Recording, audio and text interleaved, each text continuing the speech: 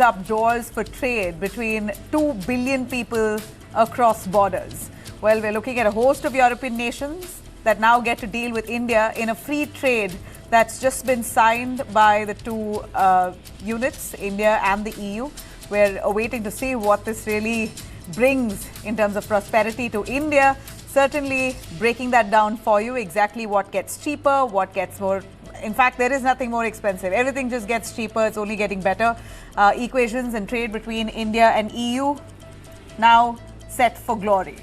Also on our deep dive tonight, we're going to take you through how Chiranjeevi says there is nothing called casting couch. It all depends on the woman entirely. A lot of backlash that he's received. We're going to explain exactly what happened there. And in our top story tonight, Rahul Gandhi and Mallikarjun Kharge in Republic Day parade was made to sit in the third row this time. That's erupted in controversy. As always, I start with the headlines first. Prime Minister Modi calls mother of all deals. India's biggest trade deal ever, says not just a trade agreement but a blueprint for shared prosperity.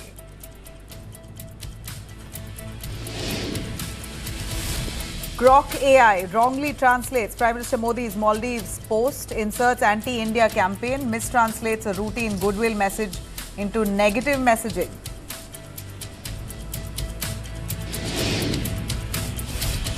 Karnataka Chief Minister Siddaramaiah snaps at as DK Shivkumar's slogans were raised at an event where Congress members were protesting, and while Siddaramaiah took to the stage, you had Youth Congress members chanting DK slogans, clearly irking Siddaramaiah. Karnataka transport unions threaten massive protests if bike taxis are allowed to operate in the state. Unions to announce a formal decision tomorrow. Transport Minister Sri Reddy assures no policy will legalize bike taxis. Trouble continues for Vijay's Jananayagan. High Court bench sets aside single judge order, saying the earlier order should not have been passed without going into proper merits of the case and without giving CBFC proper hearing. So therefore now the movie's release has been stalled until CBFC comes back with its response.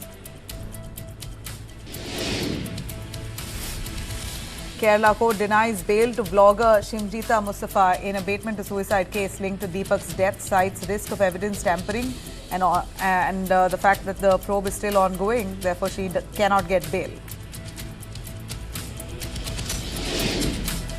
Farhan Akhtar produced Boong bags the BAFTA 2026 nomination. The Manipuri coming of age film shortlisted in children's and family category.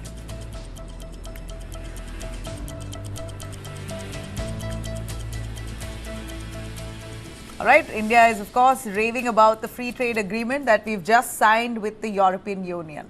Host of European nations will now get to trade with India freely, and to our benefit, we have a host of imports that will come into India that will be a lot cheaper, from luxury cars to wines and whatnot. I'm going to list that out for you.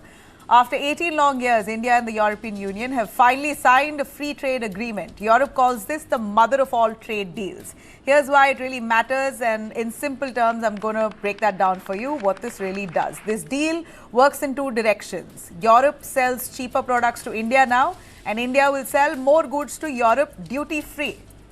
So what gets cheaper? Coming into India, luxury cars, European brands like Mercedes, BMW, Audi will all now become cheaper over time. India will slowly cut car import duties from nearly 70% to around 10%. There's a cap. Only 2.5 lakh cars a year, though, get these lower duties.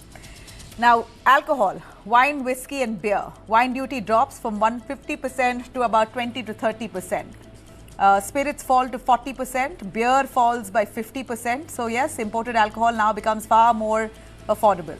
Phones, gadgets, aircraft parts, tariffs on mobile components, aircraft spare parts and high-tech electronics go zero or near zero. That lowers manufacturing costs in India and prices for consumers, of course. Medical equipment and cancer drugs. Almost all European medical devices will be now duty-free. Imported cancer drugs and advanced machines become a lot cheaper. So India begins to win when it comes to textile markets. Textile and garments, EU removes 100% of tariffs on Indian clothing. So that's as much as we can push now to European markets when it comes to textiles. Earlier, the duty was nearly up to 12%. Now it's zero. Leather and footwear. Tariffs drop from 17% to zero. So Indian footwear, leather can be nicely pushed into the European markets without any tariff on our products. This makes Indian products cheaper on European shelves, therefore demand increases. Access to massive EU markets. EU textile market size is nearly $263 billion. India currently exports only $7.2 billion worth. That gap, huge potential. So there's that much more that we can do now, from Tirupur to Ludhiana, Agra to Ambur. This really means more factory orders, more formal jobs, big boost for women-led employment, pharma exports. Indian machines now get access to all 27 EU countries. Imagine that, helping Indian drug makers now scale up globally, and zero tariff on any of the Indian pharmaceutical goods. So, 90% of EU goods entering India will see tariff cut or removed altogether. EU expects its exports to India to double by 2032. European companies save about 4 billion euros every year in duties. And machinery and chemicals become cheaper for Indian factories. That means lower production costs across sectors. Safeguards, in fact, included India can temporarily raise duties if imports suddenly flood the market. So, phased implementation, nothing happens overnight. Most cuts roll out over 10 years, giving Indian MSMEs time to adjust as well. Strict EU standards do remain. Indian exporters must meet tough rules on labour rights, sustainability, product traceability. So this is both a challenge and a push to upgrade undoubtedly. Strategic angle with the US tariffs hurting Indian exporters. With US, in fact, we know that US tariffs at this point has really dented Indian exporters and their prospects. So Europe now becomes India's strongest alternative market. So India now will have to cut it when it comes to products being sent to Europe. We'll have to ensure that that compliance standard is also met. But what a new dawn for India. Ambassador Jayant Das Gupta, former ambassador to the WTO, and Dilip Chinoy, former Secretary General FICCI, Dr. Sharat Kohli, who's founder of the KCC Group, all of them joining us here. But before that, I'd like to take our viewers through exactly what Prime Minister Modi said, what Ursula said, and a lot more. पिछले कुछ वर्षों में भारत और European union के संबंधों में उल्लेखनीय प्रगति हुई है। साझा लोकतांत्रिक मूल्यों, आर्थिक सिनर्जी और मजबूत पीपल टू पीपल टाइज के आधार पर हमारी साझेदारी नई ऊंचाइयों तक पहुंच रही है। आज भारत ने अपने इतिहास का अब तक का सबसे बड़ा फ्री ट्रेड एग्रीमेंट संपन्न किया है। आज Dear Prime Minister Modi, distinguished friend. Prime Minister, distinguished friend, we did it. We delivered the mother of all deals. We are creating a market of 2 billion people. And this is the tale of two giants, the world's second and fourth largest economies, two giants who choose partnership in a true win-win fashion. A strong message that cooperation is the best answer to global challenges. This trade will integrate further our supply chain and strengthen our joint manufacturing power. It will cut. Prime Minister Narendra Modi, my dear friend, today is a historic moment. We are opening a new chapter in our relations on trade, on security, on people-to-people ties. I'm the President of the European Council, but I'm also an overseas Indian citizen. Then, as you can imagine, for me, it has a special meaning. I would like to share three messages. The European Union and India must work together towards our shared prosperity and security. All right. There you have it. Interesting times ahead for India and the European Union. Ambassador Jayan Das Gupta, former ambassador to the WTO. I'll start with you. It's such a new dawn that India would see in the next 10 years. By 2035, Europe believes that they're going to be doubling trade with India.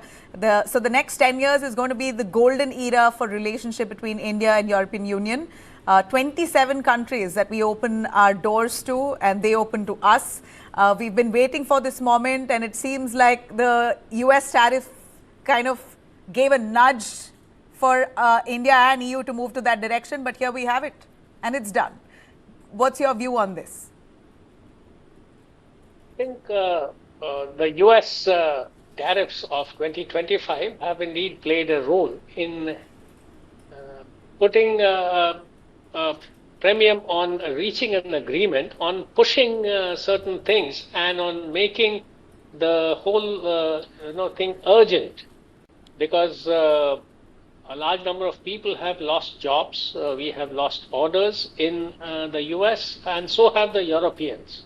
So I think that sense of urgency was activated by the US tariffs. But that alone is not the reason why we have got an agreement now. I think in 2013, when the talks broke down, the ambition on both sides was quite high. Yeah. On the part of the EU, it was autos and tariffs on wines and spirits, and some issues relating to investment, etc.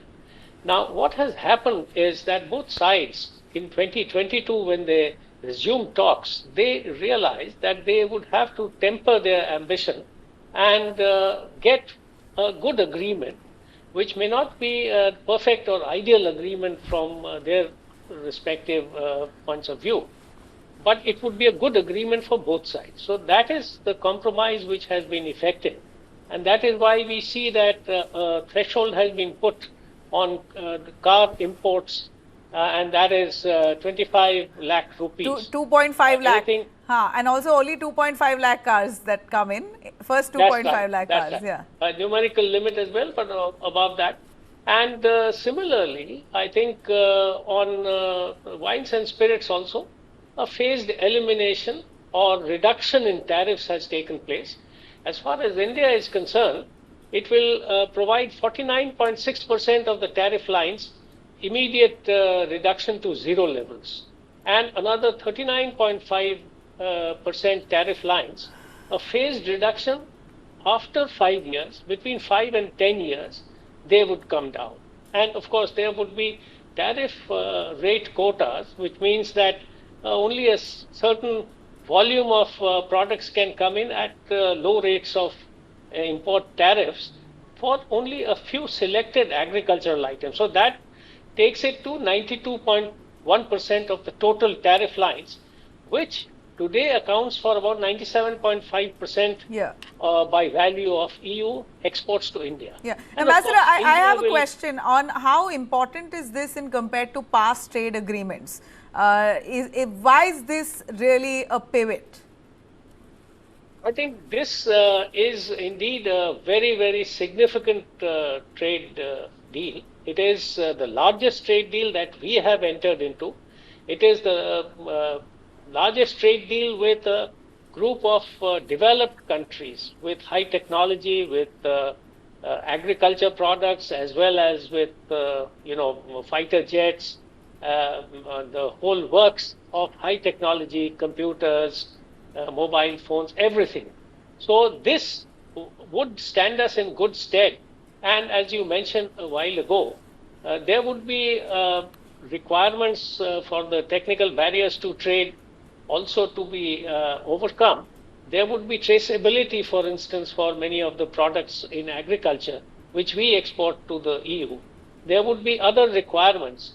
So all in all, I think our industry, our agriculture sector also would need to gear up, would need to conform to the standards of the Western world, of the developed countries, and starting with the European Union, what better than that? So I think it is a win-win situation from both sides. Okay.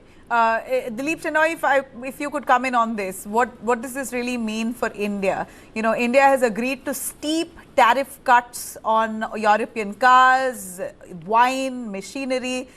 Does that and will that hurt the Indian market, Indian domestic market?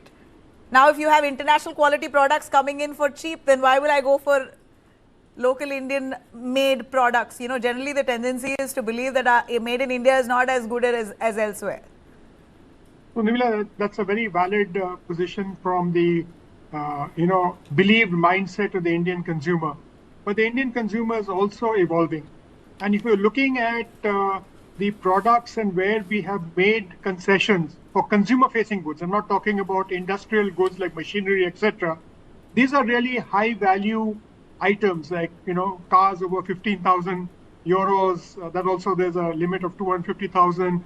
Or European wines and spirits, which are normally higher priced than Indian products. Yeah. So it's going to impact certain markets there. But very importantly, in the sectors like, you talked about medical equipment or you talked about cancer drugs, this is going to be available to Indians at a cheaper rate. Not necessarily these are made by Indian companies in India. But one thing is going to happen, slowly. You'll see also a lot of when the market matures for these European companies, you will see investments coming into India. And therefore, you will find a lot of FDI and integration of Indian companies into the European supply chain, which is dramatically going to change it. And one very special feature of this FTA is a whole chapter on MSMEs. And how to actually enable them to take advantage of this includes setting up a point persons both in Europe and in India. In Europe, there'll be multiple point persons to see how the medium and small industries can be integrated into this whole system. Speaking of MSMEs, there is a compliance cost, and that appears to be the biggest hurdle for them. So, who in this equation bears that cost? The exporter, the government, consumers? No, I think the two factors, both of which you actually mentioned when you were introducing this. One was the carbon, border tax mechanism, which is the CABAM. And the second is that we will get, used to meeting EU standards. But what has happened here, there's a SPS and TBT agreement built into the FTA, which ensures cooperation and joint working to reduce the cost of compliance. So, actually, with the EU, it's a very interesting thing, and Ambassador Dasgupta can bear me out. This is perhaps the first trade deal we have done where we are both in services and in goods exports having a trade surplus. India has a trade surplus in both the respects with EU. And that's a very interesting thing. With US, we've not been able to do it. If we had been able to do it, that would also been a similar kind of status. But the cost of compliance and the bilateral engagement that is going to come in is going to reduce. Now, whether we had the FTA or not, right, the cost of compliance of standards would have been there. Now, with the cost of compliance remaining, let's say, static and actually reducing because of the partnership and recognition of each of the standards, the duties going away make Indian companies more competitive. Let's say textiles, for example, right? You mentioned we are a fraction, 2 to 3% of the overall exports. Yeah. And we are competing with Vietnam, Bangladesh, and Pakistan, which had zero. We had 10 to 12%. Yeah. Now the compliance remains the same, but the duties go away. So we become much more competitive. I think. So you're saying Indian products, quality-wise as well, is going to sharpen itself. Absolutely. Amazing. I'm just looking forward to these, progressive, prosperous times. Mr. Kohli, would you want to come in on what this really looks like for traders in India? It's a huge boost for them. What does this really practically change on their balance sheets for Indian exporters? Good evening, Nabila, to you, my fellow panelists and News9 viewers. Well, a lot is going to change. First of all, it's not going to change overnight. We'll have to wait for a while. This 10 needs years. To be ratified. 10 years. The government, both the EU and India has said 10 years, you could really see a shift. That's too long, Mr. Shenoy? No. Actually, I think Ambassador Dasgupta also mentioned it. If I look at textiles, gems and jewels and leather, the zero duty comes into effect immediately once it is ratified. That means, in 6 months, or if they fast track it like they've been talking about, it actually happens immediately. Okay. Other products, yes, there are phase-in on both sides, right? So there are some things which happen immediately, and there are some things which take time. Okay. So, okay. Then I'm very excited for those industries where if this is implemented with immediate effect and within 6 months' time, you'll see the moolah flowing in. I don't know. I'm just being, excited for all those traders who have been suffering after the US debacle, right? We still haven't drawn out a proper solution when it comes to US tariffs on India. Indian exporters are really bleeding. So this could really save them. Could it, Mr. Kohli, you were saying? Yes, it would over a period of time. As I said, this needs to be ratified by the EU Parliament and so on and so forth. There is a certain process which needs to be followed. We need to wait for a while. But yes, a very forward-looking deal, I would say, and it is the largest in terms. It's causing some heartburns in the West, especially the US. We saw a statement from Scott Bessent in the US, which said that Europe is trying to fund the Russian war on itself by doing this deal with India. So some kind of discomfort coming from the other end of the world, and I think rightly so, because we tried our best to do a deal with the US, but because of the vested interests, because of very, very selfish policies, somehow it's not seen the dawn of the day. And we saw some leakages in the audio which we saw coming from Ted, which said that it was the top three guys who tried to block the deal there. So this is how a deal is done. I mean, we've drawn a red line here on agriculture as well, Nabila. We should not forget that the red line which we drew from America. Agriculture and dairy is a big no as far as they are concerned. And this is how the deal happens. The two countries, they understand each other, that there are certain structural economy-wise restrictions or limitations which you cannot cross the line. So I think we've done that with EU as well, and I think they have respected that, and the deal has moved over. And the way things are happening around the world, I feel I'm giving a different perspective here. US is alienating itself, isolating itself, and this deal will pave the way for India getting a different kind of respect from around the world. It's not just about I've been, Nabila, to most of the 27 odd nations in the EU. And I found that their shelves at the shops were flooded with Chinese products. There was Chinese dominance in Europe, as far as imports are concerned into Europe. And decoupling from China was the buzzword around in Europe, that we need to find alternate markets. Some of the factories which the Europeans have invested in China, they were looking to relocate for various reasons, because CCP was interfering. CCP wanted to be on the board of some of the companies. So they were looking at relocating. So that's another aspect of the deal, where you might see some of these factories coming into India, some foreign direct investment coming into India, a good opportunity for skilled, semi-skilled and highly skilled professionals in India to get jobs. And why forget the relocation of the American dream? I would say the realignment of American dream, which the professionals carry. They can now look at Europe could be the new destination for innovation and creation, which they have done in America. And the students, why forget, Nabila, the students who were being, various kinds of restrictions were being put on them from American universities and colleges, thanks to President Trump's policies. And those students can now look at their new destination. There are a lot of interesting colleges and universities in Europe, which, allow me to, I hate using Nabila Hindi in English shows, because a lot of your viewers, they do prefer, but let this time be an exception. I would just like to read 2 lines in Hindi. Actually, it's an Urdu couplet, which I found most appropriate for the situation we are in.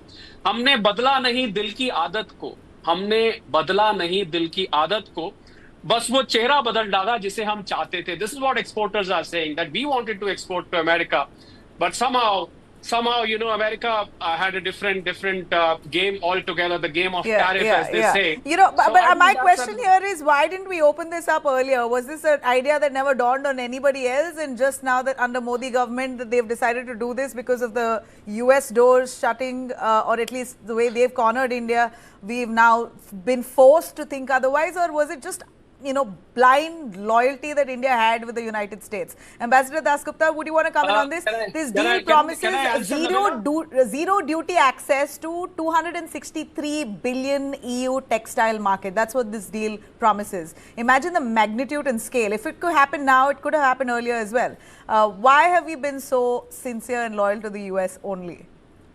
I think you have to view this in perspective, because we didn't gain this expertise and strength in different areas of production and exports overnight.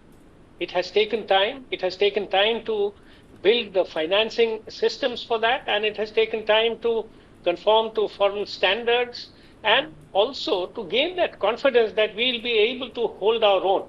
Because it is not only gaining access to a $200-odd billion EU textile market, it's also opening up your own markets, and where you have to balance it. And that confidence has come about only lately. I think the government also, between 2013 or 14, let's say, the present government, and 2022, this government also did not have that kind of confidence to go in for very big FTAs, especially with developed countries. Then slowly, I think the tide turned. We had one with the Australians, then we had with the UAE, we had one with the UK, and now this has also been sealed. So it shows a coming of age for India, where it is not only wanting to gain access into the markets of other countries, but also willing to share its own market with the partners. So that is where I think you describe it as lack of confidence, Mr. Kohli? No. It is a gaining of strength, gaining of experience and technology, and becoming mature. Okay. So that is what it is. Okay. Nabila, necessity is the mother of invention. I think we need to thank President Trump, just the way the people who made money in gold and silver need to thank President Trump. We need to thank partly President Trump. 19 years was a very long time for the deal to have remained stuck. And I think all of a sudden Europe, we were both victims of the same game of tariff. Europe, for that matter, and India to a larger extent. So I think it was necessity of the time, and you saw that in the statement made by Ursula. She clearly said that in the times when there are protectionism, there are challenges, such deals become. So I think we have to thank President Trump partly for that reason, Nabila. Yeah, right. Here, Mr. Shenoy, what's your take on the roadmap that we have? India, of course, is there any comparable roadmap? A growth chart that we could sort of compare and say that, well, this is where we've achieved success, this is a pattern with which we'll grow, or is this just going to be asymmetrically? I think, given the nature of this FTA and the very aggressive timelines of reduction of duties on certain percentage of tariff lines over the, at the time when the FTA is signed or ratified, I think it's unprecedented. We've not actually looked at that in any other, trade deal till now. We've always actually said that, even if you look at the WTO initially when he signed it, when Mr. Pranab Mukherjee was the Commerce Minister, we had 5 years and 10 years, transition periods, etc. This, in many of the sectors, we go to zero in Europe immediately.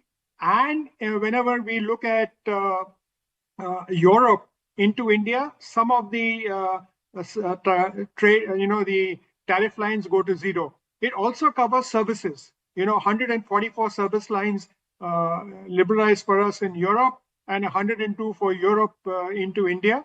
And of course, the great mobility pact that we have going forward. So this is unprecedented as far as the scale, speed, and timing goes in all of our, trade deals. When we did ASEAN, we had 74 early harvest items, right? Even in the UK, we didn't have that fast implementation. And one thing interesting now, if you take UK and if you take the EFTA and you take the EU, I think we've covered the entire European continent and UK.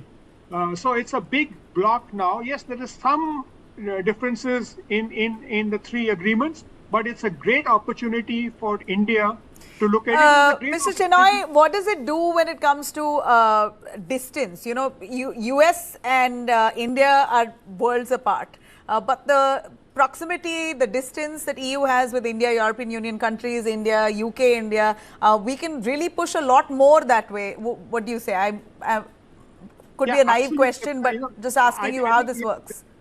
Yeah, there is one positive of closeness. There's one challenge of language. I'll come to both of them. Right. So if you look at the closeness of proximity, right, and if you look at the sectors that are going to zero, whether it's textiles, leather, gems and jewelry, right? For example, leather have said that they'll double in the next 2 years. Yeah. Gems and jewelry is saying they're looking at 30 billion by 2030. Some number like that.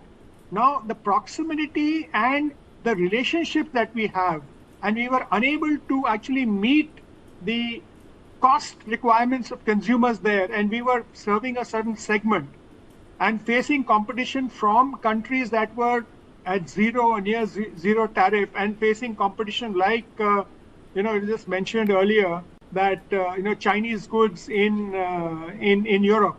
Now, the China plus one strategy can play out very effectively here. Europe also wants to, kind of have an alternate supply chain to China. So there are multiple things that are coming together. I just hope we don't become more import dependent. I think that's something in which Indian industry will have to stand up and perform. Right? Yeah. And so this is testing time for India as well. Yes, we're getting cheaper international goods, but what are you doing to make India shine? How are you going to insert yourself in the global supply chain? Absolutely. And the thing here is that, for example, it's not necessary if you have zero duty that your goods are going to flood the markets. We've had, I think Ambassador Dasgupta will say that we've had nearly zero duty of textile imports into Japan. But we've not been able to capture the market because we've not been able to, understand, or the Japanese have a very emotional thing to made in Japan. And so we have to look at different aspects here as a country of how we ensure that we can make India, global. And one very interesting aspect of this FTA is that those countries which don't recognize Ayush, right, will now recognize this system of medicine and will allow the treatments to happen there. So there are some very interesting nuggets, if you look at it, which are looking at traditional You mentioned language, though. You interestingly mentioned language, which slipped from my mind when I explained. How does that work? Now that will be a challenge? I think you heard earlier, the thing that it's open mobility, right? Yeah. Now, unlike the US, where you can succeed with English language, in Europe, most of the countries, so if you want to send a skilled labor person to Germany, he's got to pass a B1 in German. Or if you send someone to Italy, he's got to pass the language in Italy, right? So it's a kind of a thing that opens up a new avenue of training and language courses in India. But Indians have to be proficient at learning these languages going forward. And, Prime Minister Modi said this 3 years ago when he addressed, the skills sector. He said, you must learn languages because the world is your market. And the other thing is important is that there is some recognition of, degrees and qualifications across across between the EU and India. And where in other cases, you have to qualify for the different exams or standards that are there. So it's a huge opportunity. If Indians want to make use of it, they got to understand the languages, and look at the EU. And that said, I think the EU, all 27 countries, I am positive that people understand English very well. They have a close association with the English country, the United Kingdom. So people are very familiar with the English language. Yeah, but the laws require in some sectors that you have to be language proficient, including, if I take a truck driver. Okay, that's good. That's just a plus. But you do agree that Europe is proficient in English? They have proficiency in English, but not It's not like Not to the mark, of course. Not comparing to Of UK course. and the US. Of course. A final word, if you have to pick 5 sectors that will boom in the next 6 months in your vision. So not 6 months. It's the ambition is to do the trade ratification by the European Parliament in 6 months, and the Indian process that. But we'll say early 2027, and that gives Indian firms to prepare. I would take textiles and apparel, 1. I would take leather and leather products, 2. Yeah. I would look at gems and jewelry, 3. I would look at chemicals. Chemicals is actually a $500 billion dollar market in Europe. Marine products, the beating that we've taken with the US tariffs and certain other actions in certain other geographies, it will be there. And again, in the agricultural products, we are looking at spices, tea, and processed foods. Right. These are the top segments that I'll see that look out from India to the EU. Mr. Kohli, you wanted to come in? I just wanted to, Nabila, comment on the language issue. I think in the days of technology, I really don't think language is an issue. People use translators. They've been working all over the world. So I think that's a thing of past. But I do feel that Indian manufacturers must catch up on quality, because where they were beaten right now was on quality and price. We've overcome probably the price barrier. But I think people need to pull up their socks on quality if they really want to set up a base, especially the newer ones. We have $188 billion of bilateral trade even now with the EU.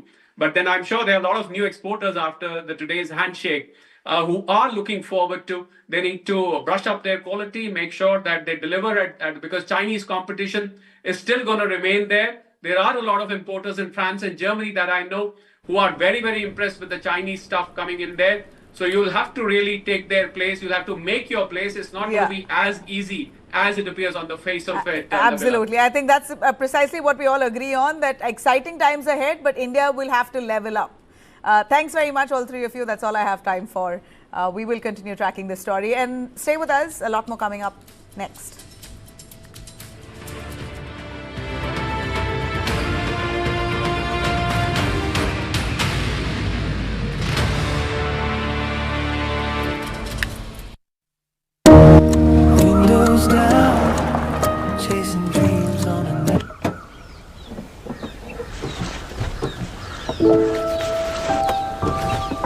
With Skoda Supercare and growing network across 180 plus cities, you never drive alone. Skoda. दूरियां कोई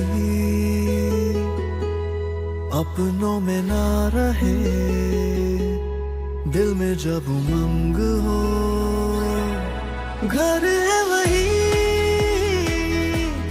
जहाँ सब संग हो, रिश्तों को रंग दो, दुनिया को रंग दो। Birla opus paints. इतनी दूर कैसे करेगी? ऑटो लेगी क्या? नहीं अम्मा। तो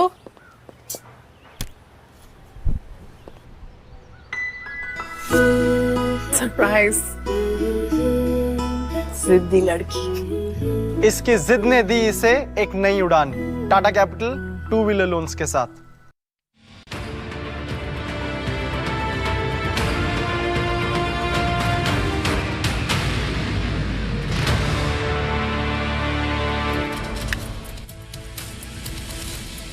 All right, here's a story coming in from Telangana that's really left us so disappointed.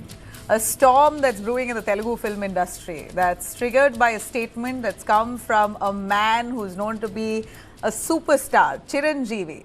He said something that really stings and is unsettling undoubtedly for women across.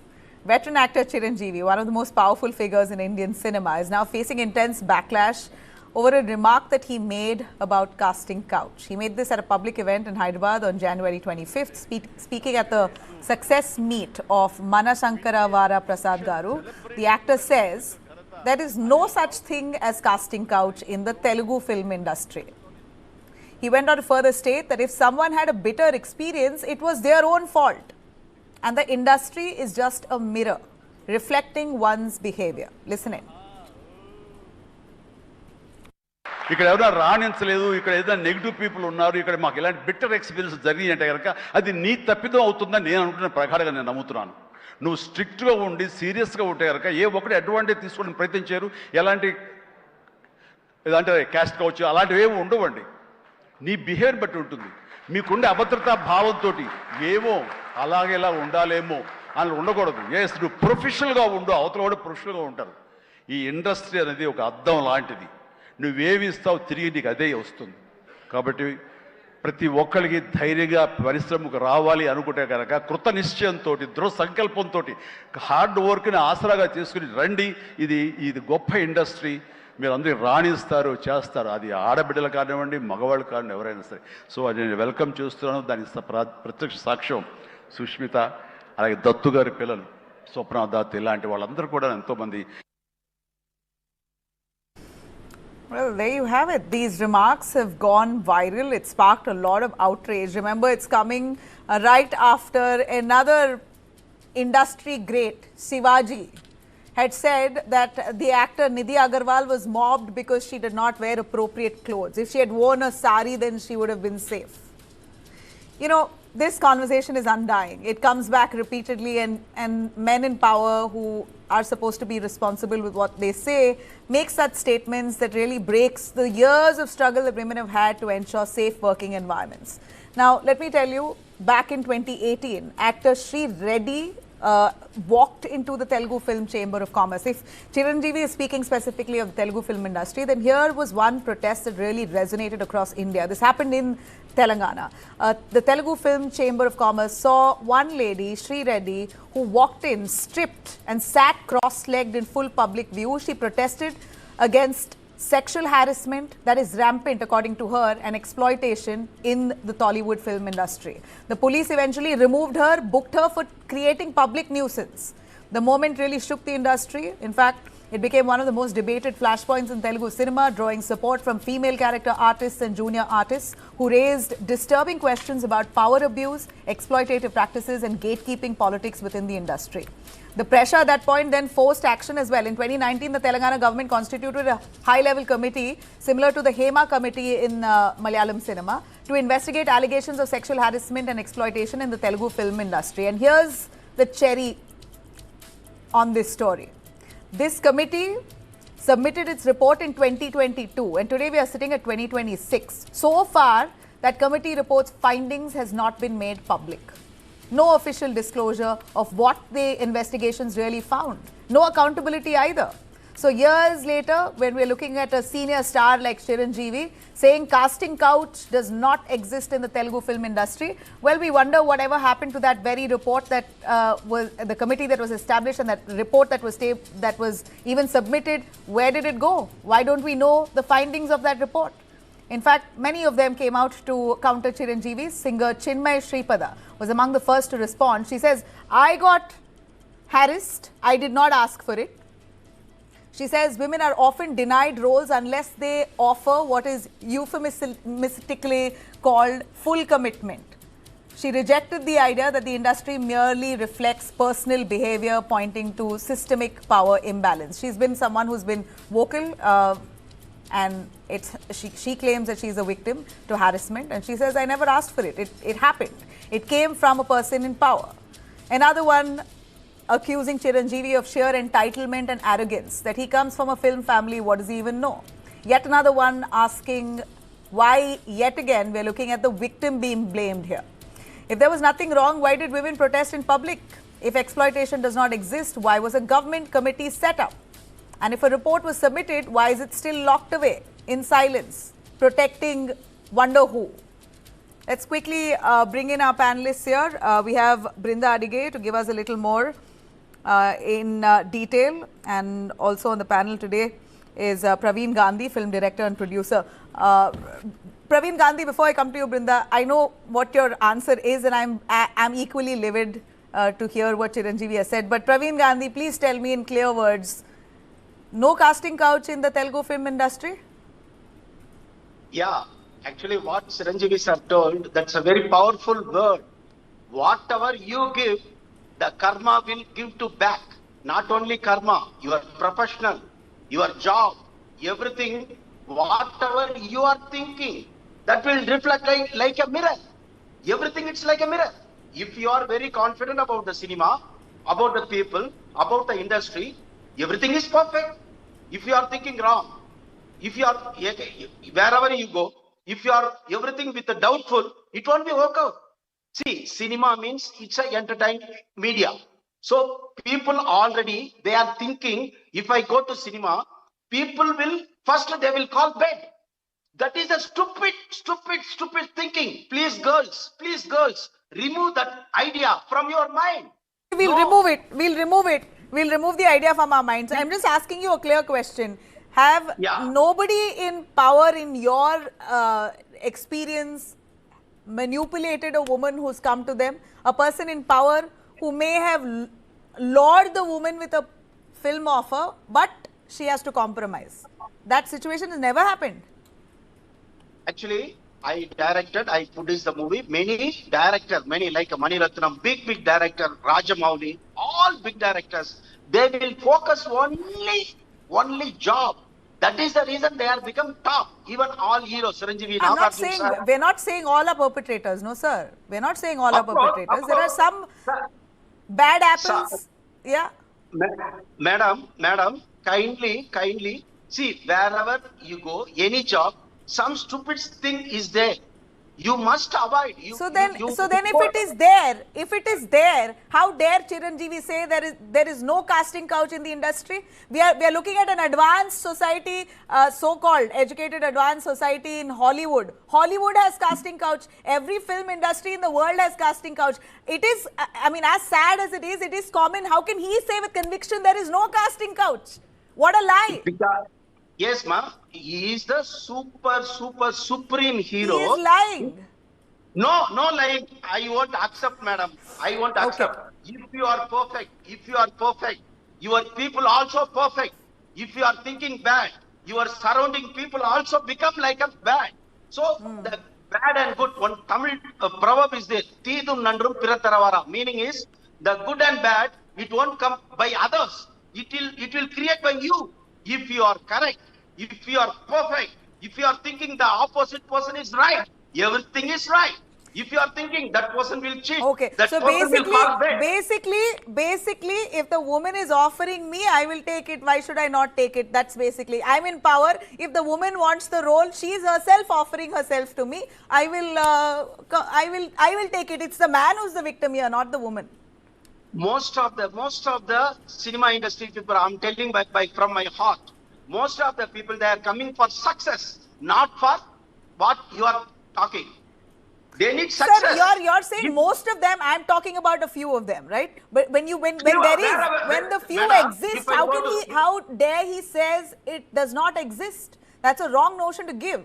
I'm not saying the entire industry are, people are perpetrators. I have a father, we have brothers, we have people who are, men who have only helped us grow and protect us, and I'm not saying all men or all women are bad, but there is a problem within the film industry that should be addressed. Instead, to blanket, establish as a senior actor like him to say no casting couch just does not bode well. It's just shocking that he said something like that. But as I'm very short on time, Brinda Adige, if I can ask you, is it wrong? I mean, I don't know, how do you view this situation? Look at this, understand this situation. If a woman is offering herself to a producer, an actor, whatever, to gain an opportunity from a person who's in power, how would you look at this dynamic? Looking at this situation, Chiranjeevi is probably saying that, well, it depends on your character and your behavior. It reflects on you. The burden is on you. Why are you offering yourself? Chiranjeevi is talking about a utopia that we don't know where it is. Casting couch is undeniably there. It is systemic, and there are no arguments that is against it. No matter how much of godliness the other panelist is spewing just now, he must understand that rarely do women offer themselves like that. There is always insinuations. There is always, like Sripada, Chinmayi mentioned, commitment, full commitment. So what is commitment and full commitment? There has been some kind of a talk that if you fully commit yourself, then obviously you will get your role. What is this full commitment? Full commitment is not dancing in a trance, isn't it? Full commitment is going that extra, whatever it is called, to sleep with somebody over there. And they are all very powerful people. Let us not forget it. They are producers, directors, star actors, male actors. And all of them are going to say these things. At one point in the Telugu industry, there was also the Telugu actors who were saying that we, the natives, are not getting any job. The jobs are all going to the people coming from outside the Telugu speaking space. Maybe because they are easily manipulated and they may not have any space to make those complaints. But everything said and done, experienced actresses like Anushka Shetty as well as Rakul Preet Singh have mentioned that they were asked for it, and the professionalism that he's talking about was something that they were so straightforward. No, I'm sure there was some power behind that helped them to maneuver out of those situations, tricky situations, terrible situations, situations where it is very difficult for women to come out and make a complaint. Yeah. And yes, ask the question, what happened? The chief minister had constituted a committee. And that report is not yet out. So the powerful people have held on to that report. Well, so I think it is unfair to talk. That's victim blaming. That's all we have to say. I think there's no room for debate here unless that report is out and we see what's in that report. No actor in the Telugu film industry can say casting couch does not exist there. We will wait for that report and we'll continue tracking it. Thanks very much, Brinda and Sir, for joining us. A quick break. We'll be right back with all our top stories.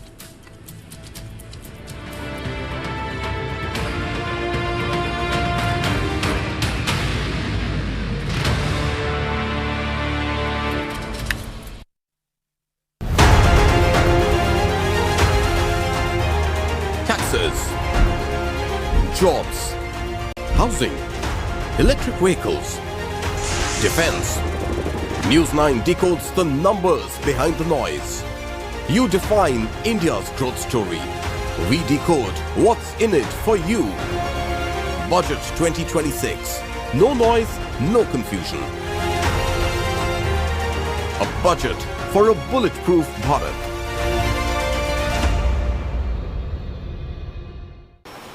तेरी एक जिद और factory workers सब double.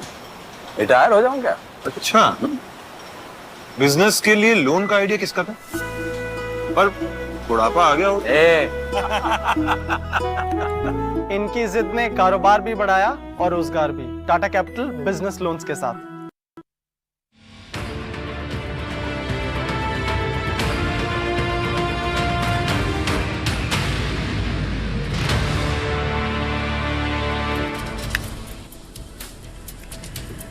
Welcome back. Let's take you to protests that's happening by students across the country. In a rare occurrence, students from the general category and upper caste backgrounds across several parts of India have taken to the streets, openly protesting the centre's new UGC Equity Regulations 2026. The protesters say that while the rules are meant to protect SC, ST and OBC students, they could end up putting general category students at risk. Their biggest fear? False or motivated complaints, which they believe could be misused and unfairly target students from other communities. Many are in fact demanding a complete rollback of the new UGC regulations. UGC's Equity Regulations 2026 were brought in fact tackle caste-based discrimination on campuses in the backdrop of tragic cases like Rohit Vemula and Payal Tadvi, who both died by suicide due to alleged caste harassment, caste-based discrimination that happened to them in their universities. So under the new rules now, all colleges and universities must set up an equal opportunity centers and special committees to hear complaints from SC, ST, OBC students and women and people with disabilities and ensure 24/7 counseling and support for any of those victims. But regulations have now snowballed into this major legal and political flashpoint. Nearly 20 petitions have now been filed against the new UGC rules in the Supreme Court, challenging the definition of caste-based discrimination. The plea submitted to the court speaks of the regulation 3C and E, the clause there in the regulation of the recently notified UGC rules, saying the rules clearly is non-inclusionary and effectively denies institutional protection and grievance redressal to individuals who belong to the general category or non-reserved categories who may face harassment also based on their caste. Protests have now been reported from across Delhi, Lucknow, Bareilly and other cities. In Greater Noida and Delhi, in fact, members of the Savarna community who are non-reserved have demonstrated outside the UGC office. The controversy also deepened after Bareilly City Magistrate Alankar Agnihotri resigned, calling this regulation as a black law and alleging that an anti-Brahmin campaign is underway. The centre has tried to calm nerves, saying that rules will be fair, impartial and applicable to all students. The government has also consulted with the Attorney General and Solicitor General at the Supreme Court now prepares to hear the challenges. They have consulted with lawyers. Education Minister Dharmendra Pradhan has also clearly said that UGC rules have been implemented within the constitutional framework and also said that it will add a provision to ensure complaints from general category students also will be addressed through these committees. But unconfirmed reports also indicate that the UGC rules may also tweak itself to basically keep the identity of the accuser private. Basically, they will not keep the identity of the accuser private to curb any false complaints that may occur. Well, this clause is not yet confirmed though. We're awaiting a confirmation on that. But data shows that caste-based discrimination in India, complaints with this regard has risen by 118% in Indian universities in the last 5 years, from 173 cases in 2019-2020 to over 378 cases in 23-24 academic year. Well, this law is introduced just to address that, but will it really lead to further inequality or equality? Time will tell. All right, Republic Day politics back in the spotlight this year over who gets to sit where. Now, Congress has raised objections to the seating of its leaders in the Republic Day celebration parade. Rahul Gandhi and Mallikarjun Kharge, who were seated at Kartavya Path, were allegedly seated in the third row. They were given space in the third row. Congress leader of opposition, Rajya Sabha, Mallikarjun Kharge, flagged the seating arrangement and said government insulted the constitution, the party and him. Whereas Congress MP and General Secretary Randeep Singh Surjewala shared an image showing the two leaders seated in the third row, alleging a lack of protocol and decorum. He said that while differences are natural in democracy, the treatment that the leader of opposition in the Lok Sabha gets is unacceptable. Party colleagues, including Manikam Tagore, echoed the criticism, saying opposition leaders cannot be insulted, especially on Republic Day, when in 2014, BJP's own leaders were seated in the front rows. The centre has yet to respond formally, but seating at state ceremonies follows the table of precedence issued by the President's Secretariat. Leaders of the opposition rank 7th in that list after the President, Vice President, Prime Minister, Governor, former Presidents and the Deputy Prime Minister. Then comes the opposition leader. BJP accuses the Congress of trying to politicize the event, saying for the Congress, their VVIP treatment is paramount than government protocol and the Constitution. India's job market is undergoing a big shift and it's no longer just metro cities calling the shots. New report shows Tier 2 cities are now offering senior level salaries almost at par with metros.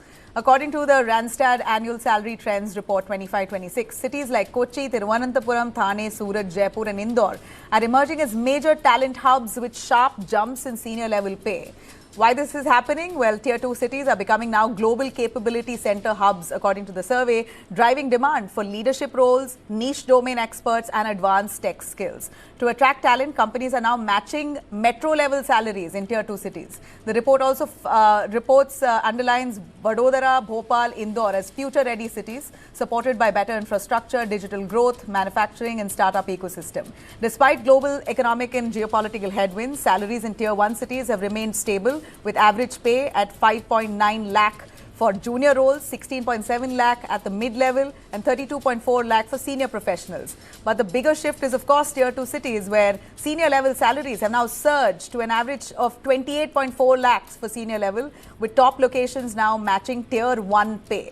IT continues to pay the highest across levels. Skills in AI, cloud, cybersecurity, data are all in short supply, pushing salaries higher in Tier 2 cities. Top paying roles include software developers, product managers, cloud architects, data and big data engineers. Experts say that this signals a maturing job market where high paying opportunities are no longer limited to metros. Tier 2 cities now rising the bar. Thanks very much for tuning in. Have a great night.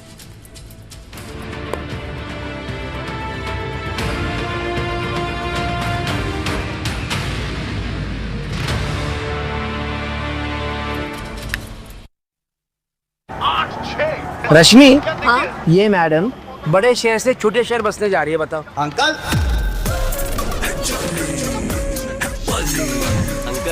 India के छोटे छोटे शहरों में ही तो है बड़े बड़े अखाड़े। नए नए दावपेच सीखेगी और फ्यूचर में मेडल जीतेगी। और बेटा इनका future?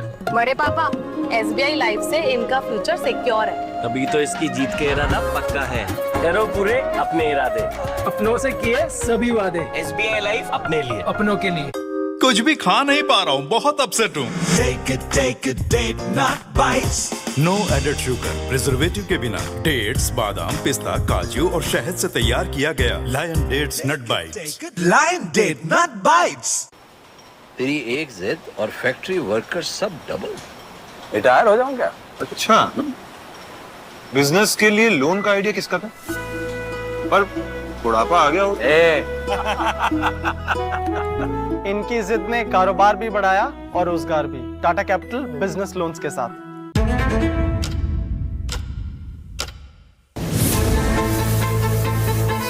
Being a chef, it's my priority to deliver taste in a plate with good presentation, unique innovation.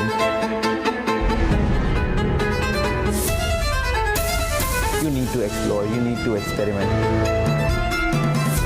You observe the people, make them happy, make them feel happy, and in the end you are smiling. That's the most important thing.